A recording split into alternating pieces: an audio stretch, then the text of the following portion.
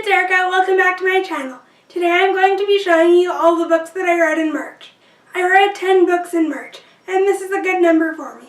But in terms of my enjoyment of the books, I had an up and down reading month. The first book I read in March was The Son of Neptune by Riordan. This is the second book in his Heroes of Olympus series, and this is a YA fantasy series.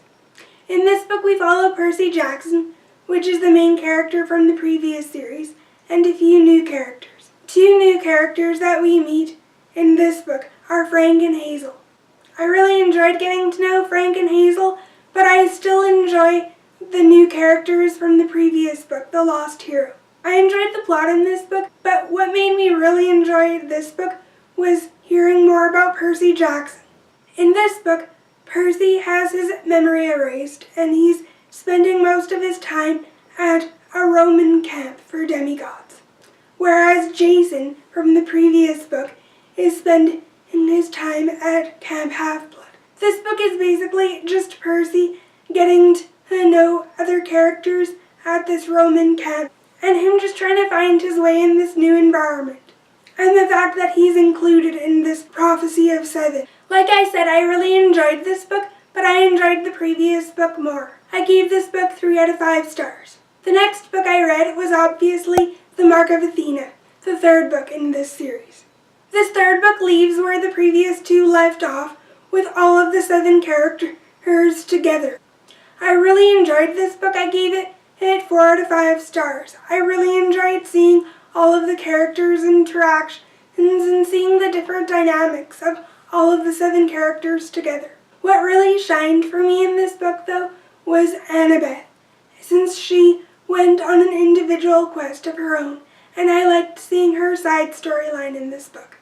I would have to say that this book, along with the first one, are my favorites in this series. Next up, I have The House of Hades by Riordan. This is the 4th book in this series. I gave this book 4 out of 5 stars. This book builds off of the previous one, but it mostly focuses on Percy and Annabeth's journey through hell. We do get to see the other characters in this series and the interactions between them, but the majority of the focus is on Annabeth and Percy and their relationship. I really enjoy Percy and Annabeth as characters, and I loved examining their relationship in this book. And finally, I read the last book, The Blood of Olympus. I gave this book 3 out of 5 stars. I did enjoy this book, but I was disappointed with it in some aspects. I won't give too much away if you haven't read this series, but I found that there wasn't enough resolution with the characters, and just certain moments that I would think would be in the finale were completely missing from the end of the series. Even though I did enjoy this book, I wanted more from it, and I didn't really feel like everything was resolved at the end of this series. I borrowed the Heroes of Olympus series from the library, and I really enjoyed it. Next up, I read Alphas Like Us by Krista and Becca Ritchie. This is a new adult romance book, and it's the 3rd book in the Like Us series. This 3rd book continues Maximoff and Pharaoh's story. There are a lot of changes in their relationship, both on Maximoff's end and on Pharaoh's end. I liked seeing them navigate these changes and just seeing more of their relationship and their love for each other come through. Also, this book kind of completes their love story for now, but there will be another book about Maximoff and Pharaoh later on in the series. I was really happy when I finished this book, and I found out that there was going to be another Maximoff and Pharaoh book, so I was really excited about that.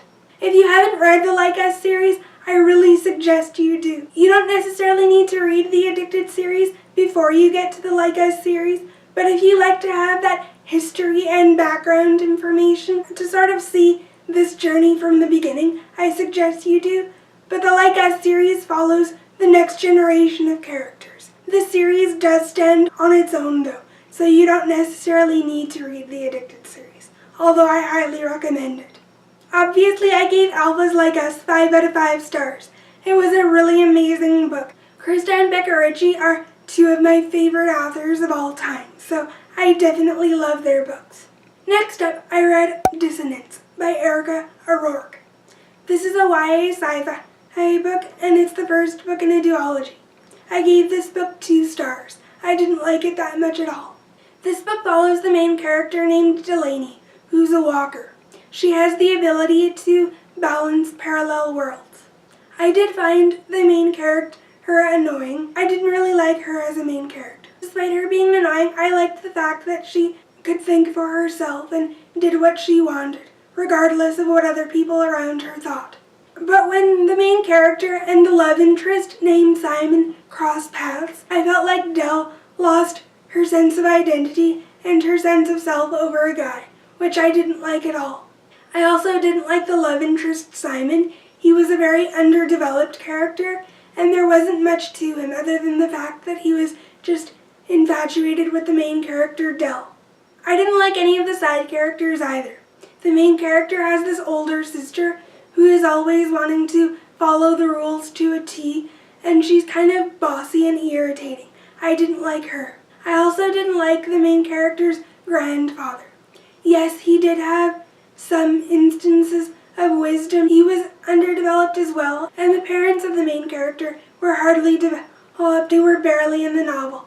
I also didn't enjoy the plot of this novel either, because I felt like it was so wrapped up in the main character and the main character's relationship with the love interest Simon that I just wasn't really interested while reading it. I also didn't believe in the relationship between Delaney and Simon. I didn't find the relationship to be believable at all. So the only thing that I did like about this book was the world, and even the world in this book was somewhat confusing. We have Delaney, who's a walker, and whose job it is to keep balance between all of these parallel worlds, and she's in charge of the key world, which is the real world in this book, and all of the other worlds surrounding it are not real, and she has to cleave worlds and fix breaks between parallel worlds. I didn't really follow the explanations of the world as the story progressed. Since this book didn't really have much going for it, I gave this book 2 stars, and I decided not to continue on with the duology. Next up, I read I Am Number 4 by Pittacus Lore. This is the first book in a YA science fiction series. I gave this book 2 out of 5 stars. I didn't really like it much at all.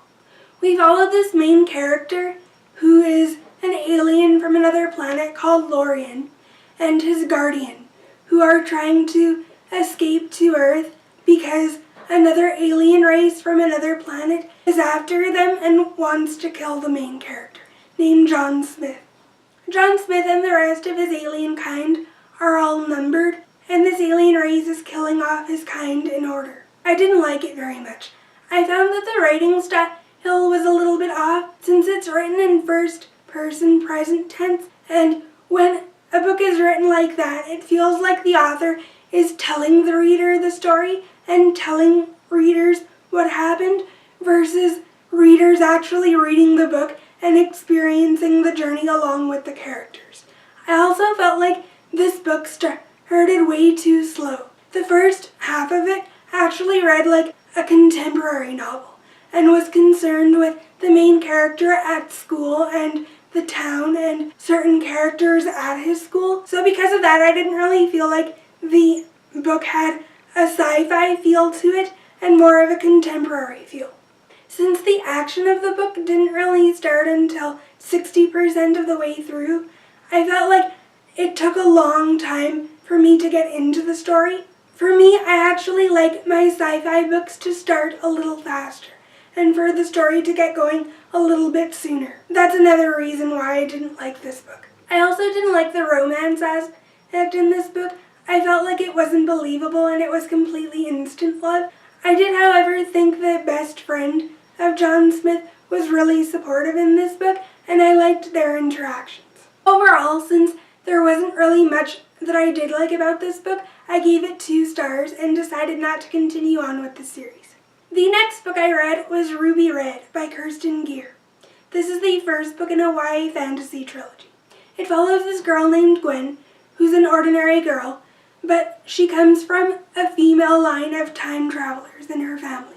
And her cousin Charlotte was supposed to have the time-traveling gene, but it turns out that Gwen herself has the time-traveling gene. She hasn't spent her whole life learning how to fight with weapons or learning different things about history, like Charlotte has.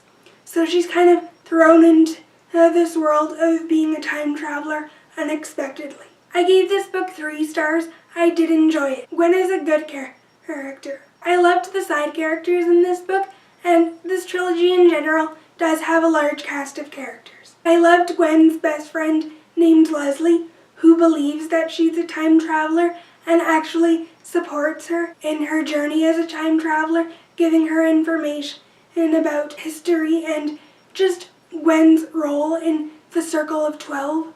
We also learned that there's a male line of time travelers in this book that are sort of rivals with this female line of time travelers. And there's also a couple antagonists from history that are trying to keep the Circle of 12 from closing. There's also this antagonistic character called the Count that has his own motives with time travel in the Circle of 12. Besides Gwen's best friend Leslie, I did enjoy other side characters like Mr. George, whom I think is another support to Gwyneth, and I liked the funny and humorous dialogue of Madame Rosini. She's like the fashion stylist and housekeeper in Gwen's family, and she's always trying to dress Gwen in appropriate time periods before she time travels and meets with the Count in this book. In terms of the plot, the story didn't really get going until the latter half of the book in terms of the action, which I was okay with. I enjoyed the mystery and intrigue that's involved in this fantasy surrounding Gwen as a time traveler and her role in the Circle of 12. The mysterious aspect made up for the slower plot in this book. There's also a love interest with Gwen and one of the male time travelers in this book named Gideon. I didn't really believe in the relationship between them, to be honest. It was really instant love, but thankfully the romance aspect to this trilogy is in the background. The plot and the mystery make up for the lame romance element, and I'm just not used to reading slower-paced fantasies. I enjoyed the ending of this book since it ended on a cliffhanger, and that made me really curious to pick up the sequel. Naturally, I read Sapphire Blue, the second book in the Ruby Red trilogy, and I gave this book 3.5 stars. I liked this book more than the previous one, since it had a more engaging plot and things started really happening.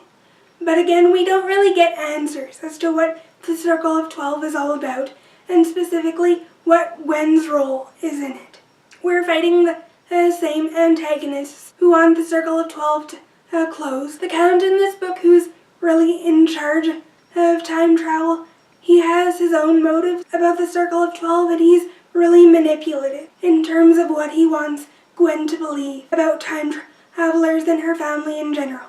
I really didn't like him in this book, but rightfully so. He's a good villain. The only thing that I didn't like about this book is the romance element to it. Gideon was hot and cold towards Gwen in this book, and I didn't really like that relationship drama since I didn't really believe in the relationship in the first place. I could have done without that element in this book, but I still enjoyed it overall. And finally, the last book I read this month was Emerald Green, the third and final book in the Ruby Red trilogy. Readers do get answers about what Gwen's role is in the Circle of 12 and a lot more about her family that we didn't know before. So there's a lot of secrets that are revealed in this book. It was a good ending, and I still enjoyed all of the side characters, but I felt like the plot in this book was drawn out a little bit, and I didn't really like the romance aspect to this third book again. I liked how this trilogy wrapped up and all the secrets that are revealed, but I wasn't wowed by anything in this trilogy. I did enjoy this final book. I gave it 3 out of 5 stars. It just wasn't a compelling enough story for me to want to keep this trilogy or reread it in the future. I am glad I read it though, since I want to get into more fantasy in general. This is definitely a good trilogy to read. If you like mystery and a slower paced fantasy, I would recommend it. Those are all of the books that I read in March. Comment down below and tell me what you read last month. I'd love to know. What was your favorite read in March? If you want to see more videos from me, I'll put some videos on the screen in case you guys want to check those out. I hope you guys enjoyed this video, and I'll see you in my next one.